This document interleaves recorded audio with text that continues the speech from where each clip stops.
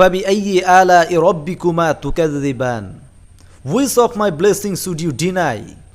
وَإِن تَعُدُّ نِعْمَةَ اللَّهِ لَا تُحْصُوهَا If you start counting the blessings of Allah, you will not be able to finish counting.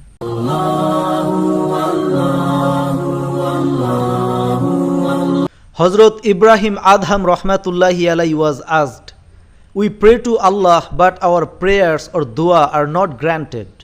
Ma haza sabab, what is the reason for this? Then Ibrahim Adham Rahmatullahi alayhi said, in 10 reasons your prayer are not granted. Number 1, you know Allah but you don't obey His commandments. You don't follow the Holy Quran.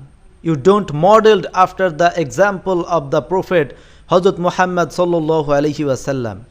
Number 2, you know about the last messenger Prophet Hazrat Muhammad sallallahu alaihi wasallam, but you don't follow his sunnah. Number 3, you know about the Holy Quran, but you don't act according to it. Number 4, you accept the blessings of Allah, but you don't thank Him. In this regard, Allah Rabbul Alamin said of Surah Ar-Rahman, Allah said, فَبِأَيِّ آلَاءِ رَبِّكُمَا تُكَذِّبَانِ Which of my blessings should you deny? Apart from Allah Rabbul Alamin said, وَإِن تَعُدُّ نِعْمَةَ اللَّهِ لَا تُحْصُوهَا If you start counting the blessings of Allah, you will not be able to finish counting.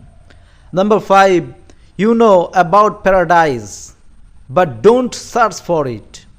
Number 6, you know about hell, Jahannam, but don't try to escape from it. Number 7, you know about devil, but you don't oppose him. Don't try to escape his deception. Number 8, you know about death, but you don't prepare for it. Number 9, you bury the dead person, but you don't learn from it. And finally the last number 10, and that's, you have forgotten of your faults, but you are busy practicing other people's faults. For these 10 reasons your prayer or dua are not granted. The dua of prophets were granted because they don't have these 10 mistakes. So we should avoid these mistakes, then our prayer or dua will be granted, accepted quickly in the court of Allah Rabbul Alamin, insha'Allah.